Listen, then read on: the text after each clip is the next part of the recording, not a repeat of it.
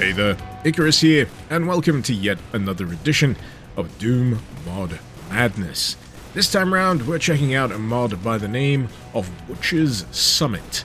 This is, in fact, a prequel to a long-awaited mod by the name of Trenchfoot, and just to give you perspective on how long-awaited this mod is, the last time I played the original alpha demo for Trenchfoot, it was about 5 years ago. Mercifully, there hasn't been absolute radio silence between then and now. In the intervening years, we've also had Countryside functioning as another prequel for Trenchfoot, which, if you're in for your survival horror style experience, I would heavily recommend. But what about Butcher's Summit? Well, rather than taking place decades before Trenchfoot, this one offers a more immediate history. Taking up the role of a Templar soldier, your duty is to penetrate behind cultist lines, take out the anti-air capability, and also reckon with the otherworldly horrors that they're planning to unleash on this plane of reality. You know, a quick in-and-out style mission. Before we get into the nitty-gritty of this particular mod, however, I'm proud to say that this video is brought to you by me. I've recently released a collection of music, the Pale Imitation EP. This is a collection of tracks that you may have heard across various videos. There's certainly the end credits track, Hell to Pay, as well as a handful of others that you'll have doubtlessly heard in videos past. For those unaware, yep, I like to produce my own music. I find it removes a lot of the headaches when it comes to paying for royalty-free music services or having to dance around copyright restrictions. And if you're interested to listen of more of what I've made, or even better, own a piece of it for yourself, you'll find a link to my Bandcamp page in the description below. Oh yeah, and don't forget to like and subscribe. I've got to hit that 100k subs sooner or later. Please, by all means, lend me a hand. One of the first things you'll certainly notice about Butcher's Summit is that it takes great pains to make sure you've got the vital context for what's happening in this current stage of the conflict. It wants you to be immersed. It wants you to drink in the atmosphere. It needs you to feel that this is a very desperate situation. And more so than just the visuals and the introductory cutscenes, it manages to convey this in the initial bout of gameplay. You are quite outnumbered, your firepower in quite a dire need of an upgrade, and your mission to fight against the wave of heretics on your way to the front to fulfill a very vital mission. It's also somewhat ominous that you don't get any difficulty select for this one. You just get thrown straight into the battlefield and you're just gonna have to deal with it, soldier. But yeah, there is a delicious amount of tension when it comes to fighting against these cultists, certainly with the initial batch of weaponry you have to hand. The bolt-action rifle in particular has an agonizing reload, one that feels like it takes all the longer when you're facing down particularly beefy melee cultists and also the occasional kamikaze. Probably doesn't help much that my comrades here are somewhat preoccupied. They don't really help you out unless they take a hit first. Well, you know what? Fine. I don't need your help. Okay, maybe a little. As far as this level goes, I'd be pretty happy if this was just the entire thing from front to back, but no! This is just the first map. Early phases see you battling through, taking out gun emplacements before receiving further orders to retrieve explosives. This leads to you retracing your steps through the battleground to effectively a mini-siege that sees you getting to grips with landmine weapons that you acquire back at the house you began in. And the setup for this section I think is friggin' awesome. You get the war horns in the distance, you see the flares go up, and that's your clue to know that the horde is on its way, and you just feel it. It's such great scene setting, it really is. Certainly doesn't hurt that on top of that, this entire mod is just absolutely dripping in atmosphere. Looks great. Gotta admit, you also get a real nice sense of self-satisfaction when a cultist triggers a landmine just so. But yeah, there is certainly a technique to this. You've got to kind of kite them in most circumstances, and the trouble is, they do throw a lot of cannon fodder at you up front. But just when you thought you were done acclimatizing to the cultist scourge, this turns out to be Butcher's Summit's opportunity to throw in some fresh abominations. I mean, sure, the flying enemies are one thing, but the real trouble is when you've got the hefty boys here with laser cannons for arms, and you've kind of ran out of landmines. Oh, so that's where I left that one. So I'm sure you're getting the idea at this point that Butcher's Summit is essentially teaching you to take good care of your resources. I mean, sure, it may present you with the likes of the shotgun, which admittedly is very good for clearing through enemies in short order, but the ammo is certainly a bit more scarce in this early stage, and trust me, you don't want to be left plinking away at a bruiser like this fella with just your revolver. Surviving the horde will lead you on through to a besieged town, which features somewhat of a key hunt. It's necessary for you to reach the mines, which is where the explosives have been taken by the heretics. The town itself provides no easy avenues of attack, a knotty tangle of streets and alleys, and your only real solace during this area is, quite fittingly, a place of worship yet to be defiled. That said, there is the troubling buzzing of flies located somewhere around the confessional. If this is a subtle hint of things to come, then entering the mines proper is where it goes full sail into the macabre. You'll have already had sniffs of the demonic with certain enemy types prior to the mines here, but once you get a little deeper in, yep, they start coming out the woodwork on a much more frequent basis. Mercifully, the mod's malice is matched by the addition to your firepower, exemplified in this case by the helpful addition of the GPMG. So yeah, another thing to watch out for, the heretics appear to have wizards. Definitely don't want to get caught in that spray of impure flame. Once you're done fighting through this cavalcade of fresh horrors, guess what your reward is? Oh boy! More horrors! Listen, I'm just here for the explosives. Can I just leave? Is that a no? Mercifully, in this kind of situation, all you really need to do is refer to the Codex Canonicate when it comes to deep-level demonic infestation, and, hold on a second, I just gotta check this addendum here. Thou shalt booketh it the heck out of town. Sorry, fellas, the Codex is very clear in this kind of situation. If you're in my way in the process of booking it, that you have to die. No, sir, I do not care how many candles you have on your head. Respectfully. Man. I mean, God. This is not how I planned today to go. If you could see your way to making sure I don't have to run into any more douchebags, specifically wizards. I hate those guys. God damn it! Thankfully, the cloying, fetid depths of the mines give way to the, relatively speaking, fresh air of the open sky, and all it really needs doing is delivering yourself and your explosives back to the fortification that needs blowing up. What's really nice about this particular bit of routing, though, is that it seamlessly delivers you all the way back round to that particular location. You don't have to do a backtrack through the town, and as I've said many times before, I love it when a map does that. It's just effortlessly elegant design to me, and it makes my brain matter feel nice.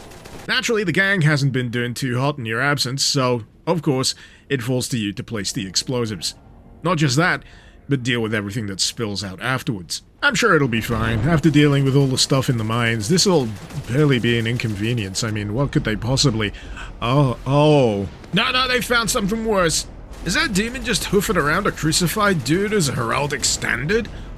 That is metal as Alright, this fella takes a fair amount of lead injections, as is befitting of an enemy of this kind of stature. I mean, let's be real here. It is a really cool redesign of a cyber demon, only now the rockets come from a shoulder-mounted pod, and that arm is a laser cannon. Good times!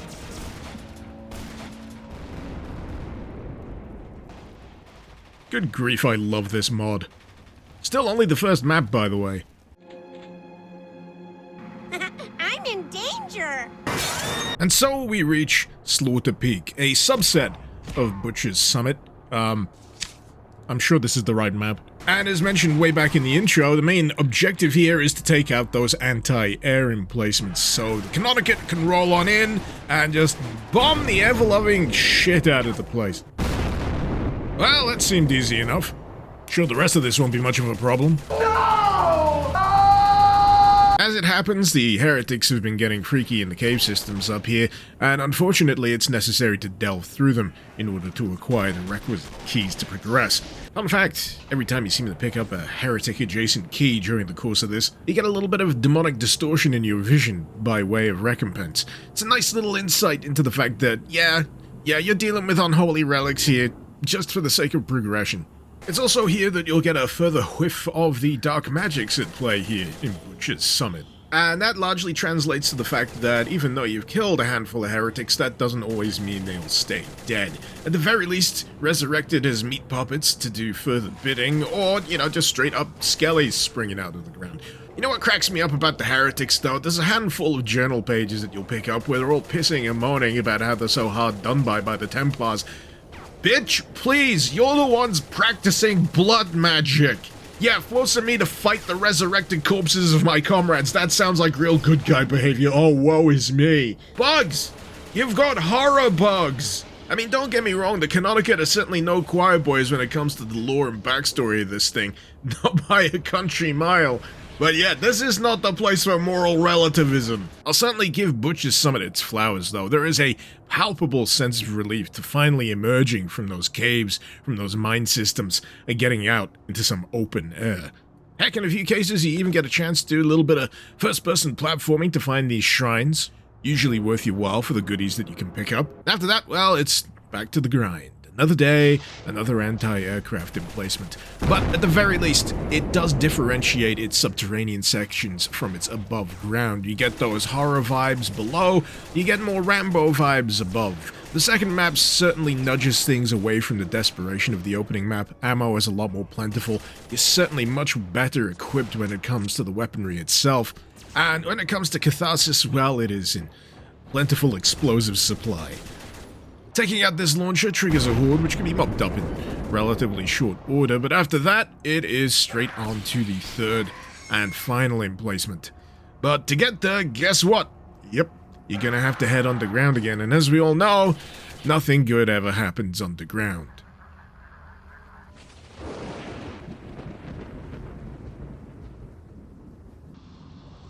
We've been trying to ensure that your car's extended warranty. Gosh darn it, picking up that heretic key gave me a vision of an unholy terror and teleported me straight into a cannibal dungeon.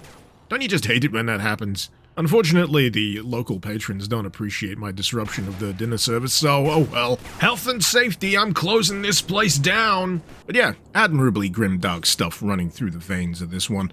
Certainly doing its source inspirations proud. But after this brief moment of peace and serenity and resupply, it is onwards to the final anti-air emplacement. And by this point, the enemy is understandably kinda pissed off with me. We got a smorgasbord of almost every above-ground enemy type here trying to take me down. We got the kamikazes, we got the wizards, we got the shield guys. And heck, I've not even blown up their anti-air emplacement yet.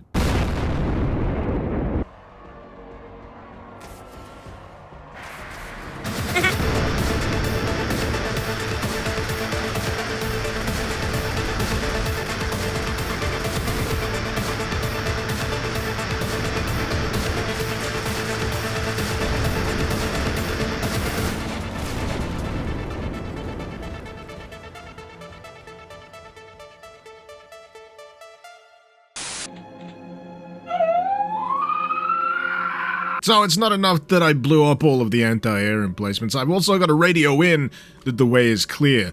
The kicker is the only available comms vehicle is in heretic control, and reaching it requires a merry little traipse through the heretic house of fun.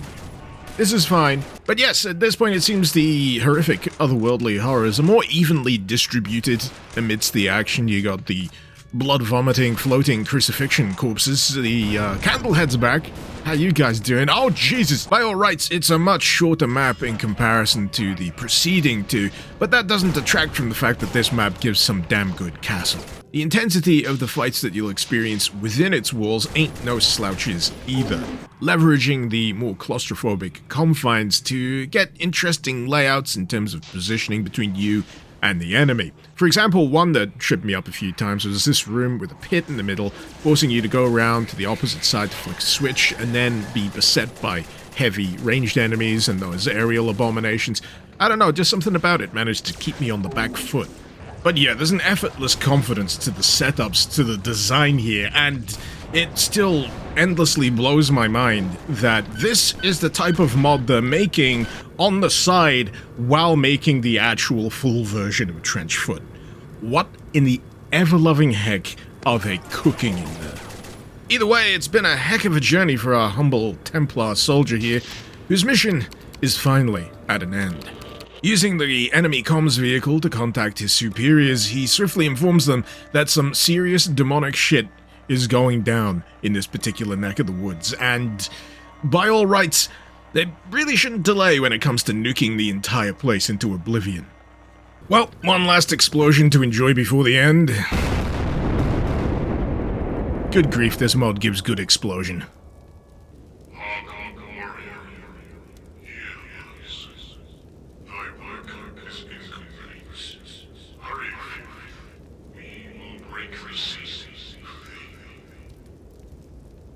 Seriously, a guy can't take a breather before he's annihilated in the cleansing flame of nuclear fire? What gives? Well, it turns out that the restless spirits of warriors past don't treat the prospect of nuclear annihilation as good enough for whatever they've been trying to keep buried down here. And you know what? Okay, fair enough. Some things just need putting down properly. Hey, don't I recognize you from somewhere? Nah, it's fine. I was planning on cleaning these trousers anyway. Never mind, I'm just blowing a hole straight through the back of them. I remember now, you son of a bitch. This is for the trousers I needed to replace.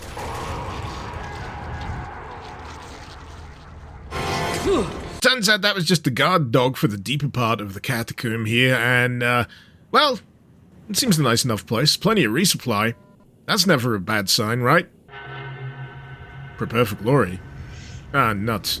So yeah, remember those landmines that we strategically placed back in that mini-siege in Map 1? Well, time to put that back into practice. Will tell you though, I'm grateful for the small mercy of the fact that you can't accidentally trigger your own landmines. Can't say for sure what happens if you're nearby when an enemy sets it off, but, you know, all I'll say to that is, don't be.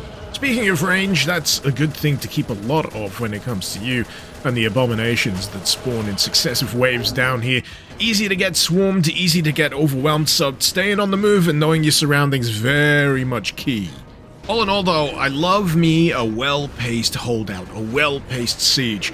And you know what, I feel like this one does a pretty good job. It at least gives you plenty of room for activities. And dare I say, it could potentially stand to be a little stingier when it comes to the supplies that are available throughout the course of it. You want that tension towards the end, whether or not you know you're gonna have enough bullets, or health kits for that matter, to last you to the end of the ordeal. But then again, the waves may have ceased, but the job ain't done.